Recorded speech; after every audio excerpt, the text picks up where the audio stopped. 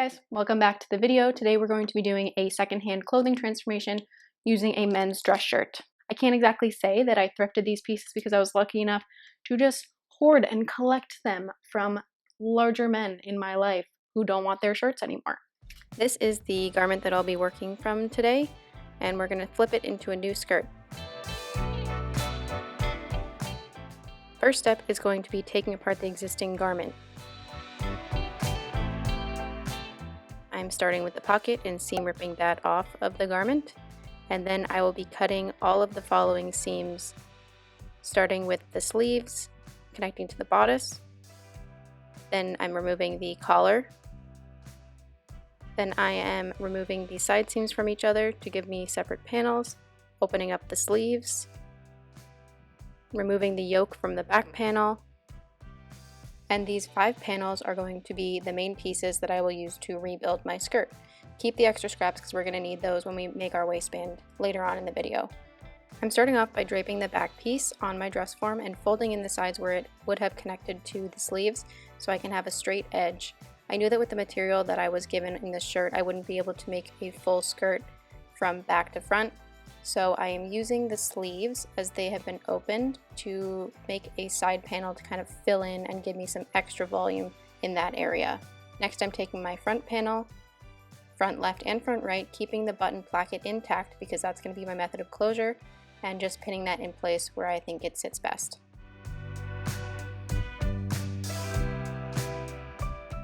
I repeated the same for the front right and attached the right sleeve to the other side as well.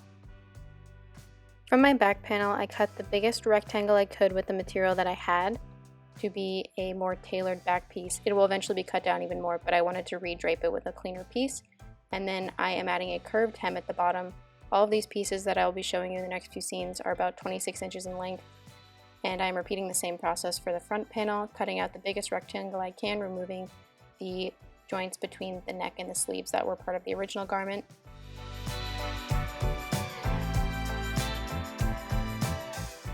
From my sleeve, I cut out an oblong trapezoid that I'm using to reference the angle on my front where I know it will be connecting to the side panel. Afterwards, I'm squaring off the hem and the 2 pieces end up looking something like this. Here, I'm taking my back piece that I just trimmed down and just pinching in some darts roughly where I think they would be. I usually mark them on those lines in my dress form that you can see, which on my form are about 2.5 inches from center back.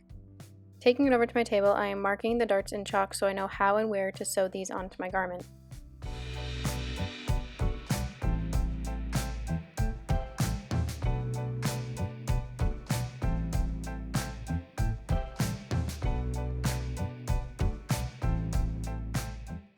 With my darts loosely pinned in place, I'm now folding over the extra fabric that I have for the back panel, pinning the side piece back on to see what I need to cut down from my back panel piece. I'm marking where it overlaps with my side piece, and then when I bring it to my table, I'm going to add a 1/2 inch seam allowance. I am doing the same as I did in the front and referencing the angle of the side panel on my back pieces on both sides.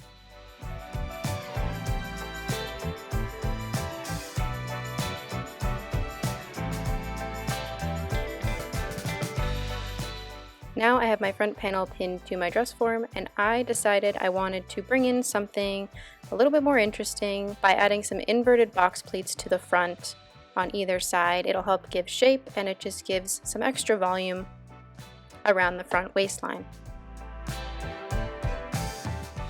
After pinching either side of my box pleat in toward the middle, I had something that looked like this. After my pleats had been taken in, I knew exactly how much fabric I needed for my front panel, so just as I did in the back, I marked the overlapping section with the side panel, drew a line, and gave myself an extra 1/2 inch there for seam allowance. Next step is just going to be sewing the darts down in our back panel. I did want to share that I started sewing darts slightly differently. Instead of connecting A to B in the left diagram at a point, I connect A to B, and then the last 1/2 inch of my dart I sew right along the fold line in my fabric to help prevent that puckering that can sometimes happen if your darts aren't perfectly sewn right off the edge of the fabric. I have my darts sewn into my back panel now. I just pressed them flat against the fabric so I could see how they looked, and I've pinned one of the side panels to the back piece, right sides together, and I'm just going to sew the side seam. I do have to clean up the hem because they don't match perfectly. You can kind of see it's like a little bit longer on the side panel, but I'm just going to match that shape of the back and we should be good.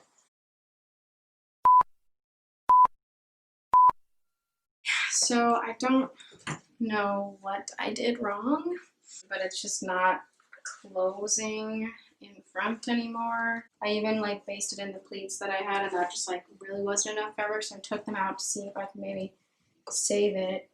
But I'm thinking I might have to take out these darts and modify them.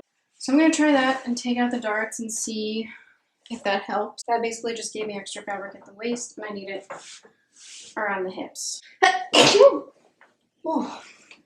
Okay. I did baste the button placket together because I know I wanted to keep that as my closure. And I tried it on my actual body, and since I do kind of have it flaring out already, I'm going to make it a shorter skirt than I originally planned and pull it up so that it's not so tight around my hips. So I'm going to take off about 3 inches up here. I am going to have to put in some darts in the front and back just to have it fit a little bit better. This is my resolution of the issues that I was having. Pretty much am maintaining the design elements that I originally wanted. Moving on to the next day, after my frustration had kind of subsided, I am starting with my waistband. I'm using 3 separate pieces that I'll be sewing together to complete the full length of the waistband. This is just what I had for scrap material. I did mark it out so that it aligned with the seams that were already on my existing garment, just so that nothing looked off when it was sewn together. Bringing it to my machine, I'm just sewing down with a straight stitch where those pieces were pinned. This is my ironing setup. I actually don't have an ironing board, so I just use a sheet folded on the floor and this tiny little iron that I've had for years, but it works for me.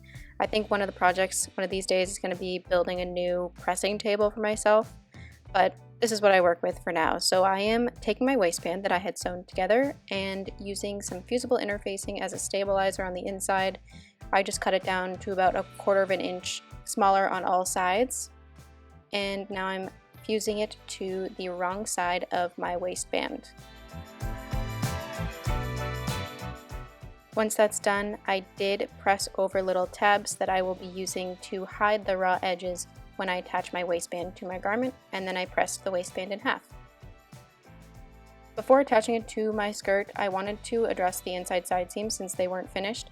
So I pressed them flat to one side and then kind of folded them over and pressed them down because I'm going to be top stitching from the right side of the garment to catch those seams underneath and have a more clean look on the inside, so no raw edges will be showing. Once you iron, it should look something like this. This is the wrong side of the fabric before top stitching, and this is after top stitching on the right side. I'm now pinning my waistband to my skirt right sides together, keeping those seams aligned from the waistband to the skirt that I want to be continuous. Here, when I'm sewing about 1/8 inch away from the edge of the fabric because the tab that I pressed into my waistband is about 1/4 inch. So when I fold it over and fold the waistband in half to top stitch it on the other side, I don't want this seam that I'm currently sewing to show on the right side of the garment. Make sure you backstitch at both the front and back of this seam.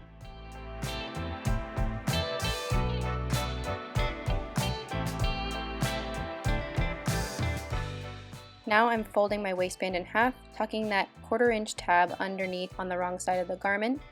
I also folded it over on the short sides of the waistband as I'll be sewing those closed. And I'm just pinning my pins at an angle to make sure that I do catch that 1/4 inch tab on the underside, since I'll be top stitching and I want to make sure that it's completely sewn shut. I do want to mention that the inverted box pleats I had pinned on my dress form were basted in place before attaching the waistband. We're going to top stitch with the right side of the fabric facing up towards us on the machine to get something that looks like this.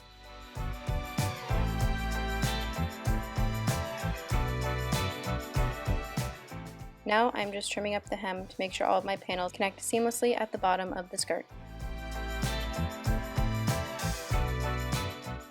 To hide the raw edges, I'm folding up once and then folding up again about a half an inch.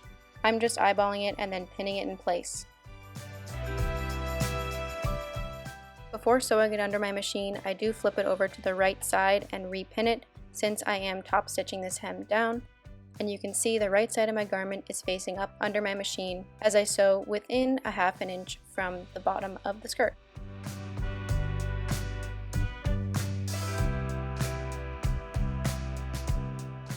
Once that's all said and done, our skirt should be looking something like this.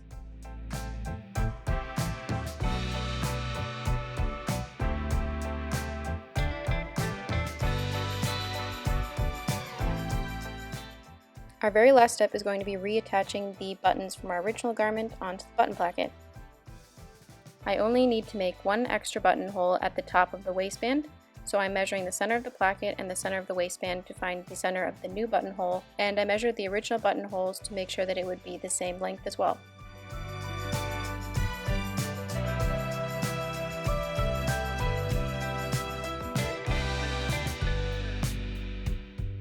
I'm using a sharp-tipped colored pencil to mark the center of each buttonhole, just so I know exactly where I need to sew the buttons onto the other button placket. And once that's done, the buttons and the buttonhole should look like this.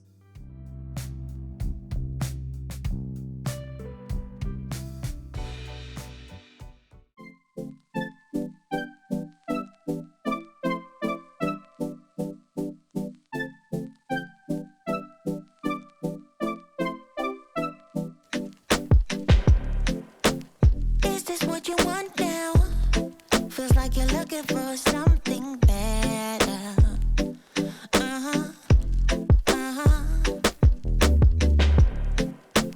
Is this what you want now? Or is it because you can't forget her? Thank you guys so much for watching. I'd love to hear your suggestions for what other garments I can make out of these dress shirts that I have.